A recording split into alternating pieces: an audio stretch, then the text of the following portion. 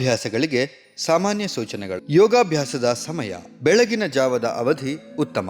ಆದರೂ ಕೂಡ ದಿನದ ಯಾವುದೇ ವೇಳೆ ಯೋಗವನ್ನ ಅಭ್ಯಾಸ ಮಾಡಬಹುದು. ನಿಯಮ: ಬೆಳಗ್ಗೆ ಎದ್ದು ಉಷಾಪಾನ ಮಾಡಿ, ಅಂದರೆ ಸ್ವಲ್ಪ ಬಿಸಿ ಮಾಡಿದ ನೀರನ್ನ ಸೇವಿಸಿರಿ. ಮಲ ವಿಸರ್ಜನೆ ನಂತರವೇ ಯೋಗಾಭ್ಯಾಸವನ್ನ ಮಾಡಬೇಕು. ಅಭ್ಯಾಸದ ಮುಂಚೆ ಸ್ನಾನ ಮಾಡುವುದು ಉತ್ತಮ ಮತ್ತು ಅಭ್ಯಾಸ ಮಾಡಿದ ನಂತರ 30ರಿಂದ 40 ನಿಮಿಷದ ನಂತರವೇ ಸ್ನಾನವನ್ನು ಮಾಡಬೇಕು. ಅಭ್ಯಾಸ ಮಾಡುವ ಸ್ಥಳ: ಶಾಂತವಾದ ಮತ್ತು ಸ್ವಚ್ಛವಾದ ವಾತಾವರಣದಲ್ಲಿ ಹಾಗೂ ಗಾಳಿ ಬೆಳಕು ಚೆನ್ನಾಗಿ ಬರುವ ಸ್ಥಳಗಳಲ್ಲಿ ಅಭ್ಯಾಸ ಮಾಡಬೇಕು. ಉಡುಪು: ಶರೀರದ ಚಟುವಟಿಕೆಗಾಗಿ ತೆಳುವಾದ ಮತ್ತು ಆರಾಮದಾಯಕವಾದ ಬಟ್ಟೆಗಳನ್ನು ಧರಿಸಬೇಕು. ಉಸಿರಾಟ: ಅಭ್ಯಾಸ ಮಾಡುವಾಗ ನಿಮ್ಮ ಉಸಿರಾಟದ ಮೇಲೆ ಸಂಪೂರ್ಣವಾದ ಗಮನ ಇರಲಿ. ಯೋಗಾಭ್ಯಾಸವನ್ನು ಮಾಡುವಾಗ ಸೂಚನೆಗೆ ಅನುಸಾರವಾಗಿ ಉಸಿರಾಟವನ್ನು ಮಾಡಿ.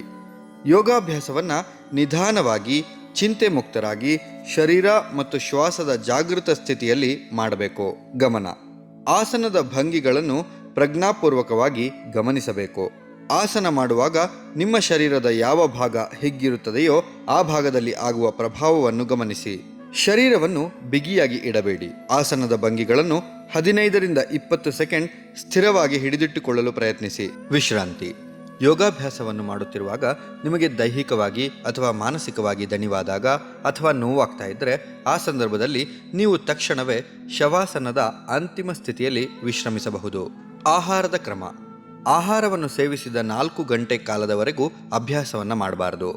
ಸಾಧ್ಯವಾದಷ್ಟು ಸಾತ್ವಿಕ ಆಹಾರಕ್ಕೆ ಮಹತ್ವ ಕೊಡಿ. ಸ್ವಾಭಾವಿಕವಾಗಿ ನೈಸರ್ಗಿಕವಾದ ಆಹಾರವಿರಲಿ.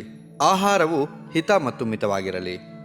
ಯೋಗಾಭ್ಯಾಸ ಮುಗಿದ ನಂತರ 30ರಿಂದ 40 ನಿಮಿಷದ ನಂತರವೇ ಯಾವುದೇ ರೀತಿಯಾದ ಗಂಭೀರವಾದ ರೋಗ ಇರುವಂಥವರು ಮತ್ತು ಶಸ್ತ್ರಚಿಕಿತ್ಸೆಯಿಂದ ಆಗಷ್ಟೇ ಚೇತರಿಸಿಕೊಳ್ಳುತ್ತಾ ಇರುವವರು ಮತ್ತು ಗರ್ಭಿಣಿ ಸ್ತ್ರೀಯರು ದಯವಿಟ್ಟು ಮೊದಲು ಯಾವುದೇ ವೈದ್ಯರನ್ನು ಮತ್ತು ಯೋಗ ಚಿಕಿತ್ಸಕರನ್ನು ಸಮಾಲೋಚಿಸಿದ ನಂತರವೇ ಯೋಗಾಭ್ಯಾಸಗಳನ್ನು ಪ್ರಾರಂಭಿಸಬೇಕು.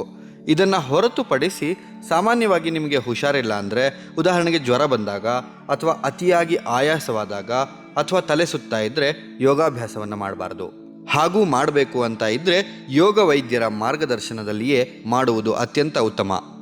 ಹೆಣ್ಣು ಮಕ್ಕಳು ತಮ್ಮ ಋತುಚಕ್ರದಲ್ಲಿ ಯೋಗಾಭ್ಯಾಸವನ್ನು ಮಾಡಬಾರದು, ಆದರೆ ಪ್ರಾಣಾಯಾಮ ಮತ್ತು ಧ್ಯಾನವನ್ನು ಮಾಡಬಹುದು.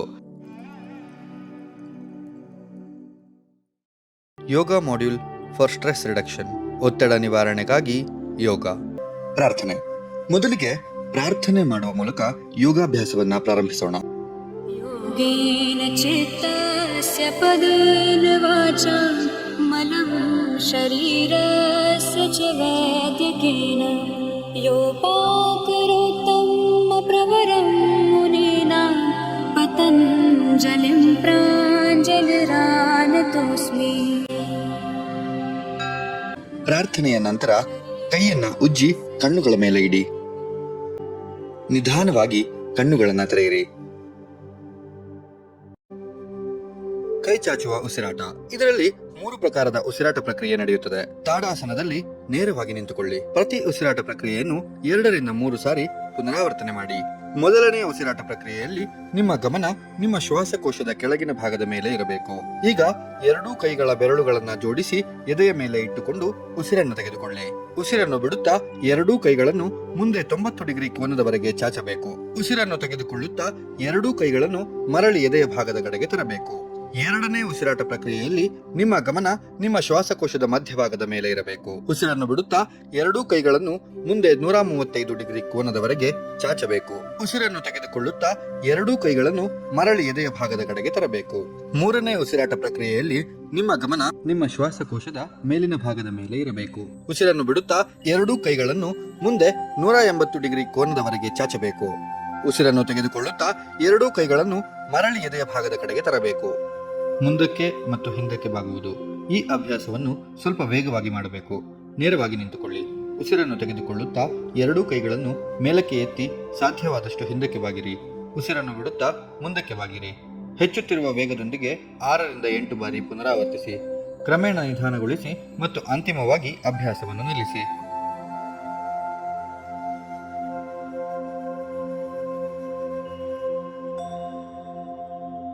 ವಿಭಾಗೀಯ ಪ್ರಾಣಾಯಾಮ.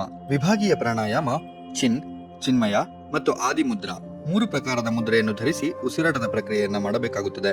ಮೊದಲು ಯಾವುದೇ ಧ್ಯಾನಾತ್ಮಕ ಆಸನದಲ್ಲಿ ನೇರವಾಗಿ ಕುಳಿತುಕೊಳ್ಳಿ. ಎರಡೂ ಕೈಗಳಿಂದ ಚಿನ್ ಮುದ್ರಾ ಧರಿಸಿ ಮೊಣಕಾಲಿನ ಮೇಲೆ ಇಡಿ. ನಿಮ್ಮ ಗಮನ ಶ್ವಾಸಕೋಶದ ಕೆಳಗಿನ ಭಾಗದ ಮೇಲೆ ಇರಬೇಕು. ದೀರ್ಘವಾಗಿ ಉಸಿರನ್ನು ತೆಗೆದುಕೊಳ್ಳಿ. ನಿಮ್ಮ ಸಾಮರ್ಥ್ಯಕ್ಕೆ ಅನುಸಾರವಾಗಿ ಉಸಿರನ್ನು ಹಿಡಿದುಕೊಳ್ಳಿ. ಇದಕ್ಕೆ ಕುಂಭಕ ಅಂತ ಕರಿತೇವೆ. ನಿಧಾನವಾಗಿ ಉಸಿರನ್ನು ಬಿಡಿ. ಇದನ್ನು 3 ರಿಂದ 5 ಸಾರಿ ಪುನರಾವರ್ತಿಸಿ. ಚಿನ್ಮಯ ಮುದ್ರಾ.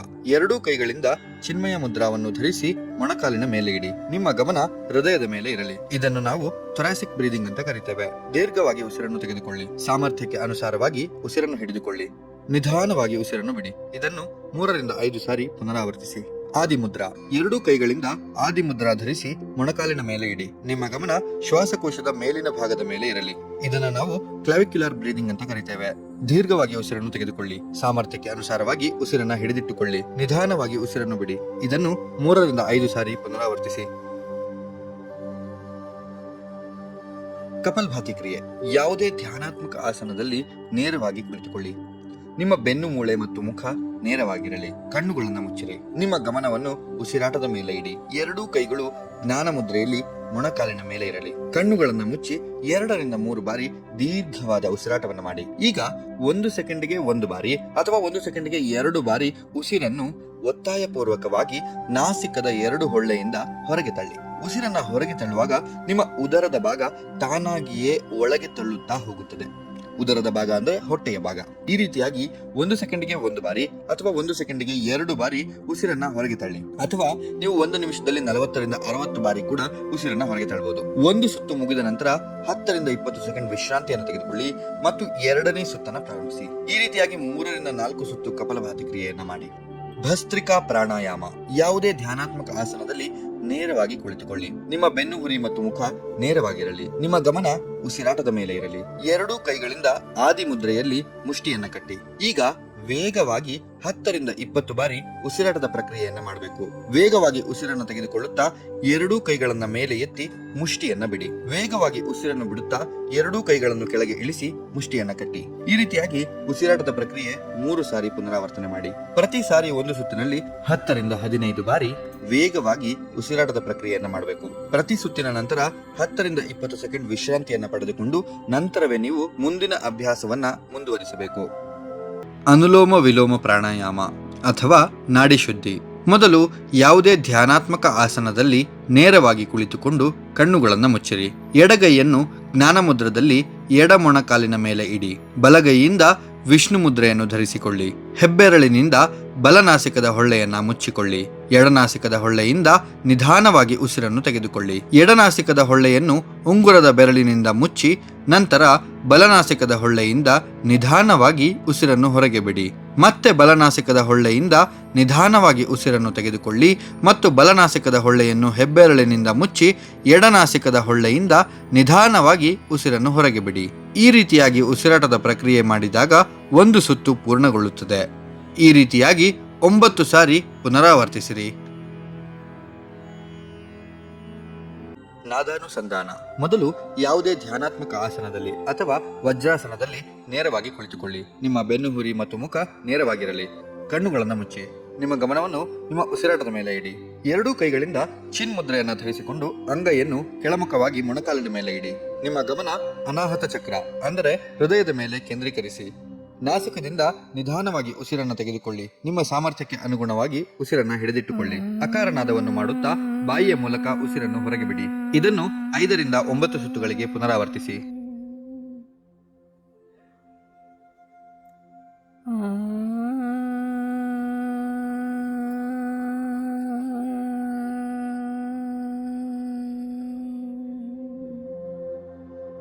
ಎರಡೂ ಕೈಗಳಿಂದ ಚಿನ್ಮಯ ಮುದ್ರೆಯನ್ನು ಧರಿಸಿಕೊಳ್ಳಿ.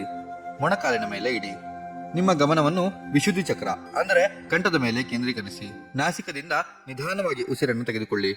ನಿಮ್ಮ ಸಾಮರ್ಥ್ಯಕ್ಕೆ ಅನುಗುಣವಾಗಿ ಉಸಿರನ್ನು ಹಿಡಿದಿಟ್ಟುಕೊಳ್ಳಿ. ಉಕಾರನಾದವನ್ನು ಮಾಡುತ್ತಾ ಬಾಯಿಯ ಮೂಲಕ ಉಸಿರನ್ನು ಹೊರಗೆ ಬಿಡಿ. 5 ರಿಂದ 9 ಸುತ್ತುಗಳಿಗೆ ಇದನ್ನು ಪುನರಾವರ್ತಿಸಿ.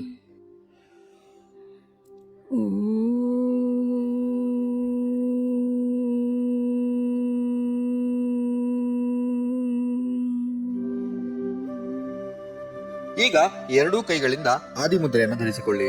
ಅಂಗೈಯನ್ನು ಕೆಳಮುಖವಾಗಿ ಮೊಣಕಾಲಿನ ಮೇಲೆ ಇಡಿ. ನಿಮ್ಮ ಗಮನವನ್ನು ಆಜ್ಞಾಚಕ್ರ ಅಂದರೆ ಎರಡೂ ಹುಬ್ಬಿನ ಮಧ್ಯೆ ಕೇಂದ್ರೀಕರಿಸಿ ನಾಸಿಕದಿಂದ ನಿಧಾನವಾಗಿ ಉಸಿರನ್ನು ತೆಗೆದುಕೊಳ್ಳಿ.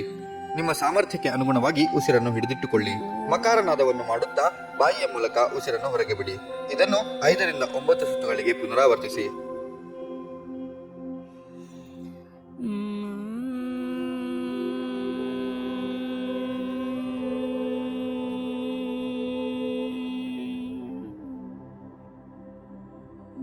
ಎರಡೂ ಕೈಗಳಿಂದ ಬ್ರಹ್ಮಮುದ್ರಾ ಧರಿಸಿಕೊಂಡು ತೊಡೆಯ ಮೇಲೆ ಇಡಿ.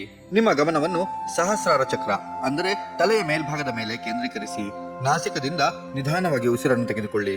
ನಿಮ್ಮ ಸಾಮರ್ಥ್ಯಕ್ಕೆ ಅನುಗುಣವಾಗಿ ಉಸಿರನ್ನ ಹಿಡಿದಿಟ್ಟುಕೊಳ್ಳಿ. ಓಂಕಾರನಾದವನ್ನು ಮಾಡುತ್ತಾ ಬಾಯಿಯ ಮೂಲಕ ಉಸಿರನ್ನು ಹೊರಗೆ ಬಿಡಿ. ಇದನ್ನು ಕೂಡ 5 ರಿಂದ 9 ಸುತ್ತುಗಳಿಗೆ ಪುನರಾವರ್ತಿಸಿ.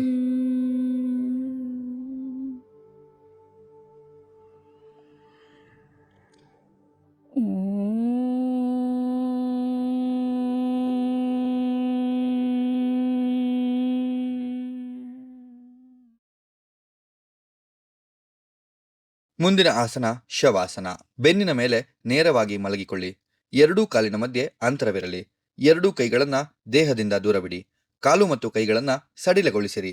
ದೇಹದ ಯಾವುದೇ ಭಾಗದ ಮೇಲೆ ಒತ್ತಡವನ್ನು ಹಾಕಬೇಡಿ.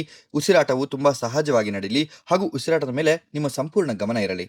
ಆಸನದಿಂದ ನಿಮ್ಮ ಶರೀರದ ಮೇಲೆ ಆಗುವ ಪ್ರಭಾವವನ್ನು ಗಮನಿಸಿ. 2 ನಿಮಿಷದವರೆಗೆ ಶವಾಸನದಲ್ಲಿಯೇ ವಿಶ್ರಮಿಸಿರಿ. ಅನಂತರ ಬಲಭಾಗಕ್ಕೆ ತಿರುಗಿ ಮಲಗಿ ನಿಧಾನವಾಗಿ ಎದ್ದು ಕುಳಿತುಕೊಳ್ಳಿ. ನಂತರ ಶಾಂತಿ ಮಂತ್ರದೊಂದಿಗೆ ಯೋಗಾಭ್ಯಾಸವನ್ನ ಮುಕ್ತಾಯಗೊಳಿಸಿ. ಸರ್ವೇ ಭವಂತು ಸುಖಿನಃ, ಸರ್ವೇ ಸಂತು ನಿರಾಮಯಾಃ, ಸರ್ವೇ ಭದ್ರಾಣಿ ಪಶ್ಯಂತು, ಮಾ ಕಶ್ಚಿತ್ ದುಃಖಭಾಗ್ ಭವೇತ್. ಹರಿ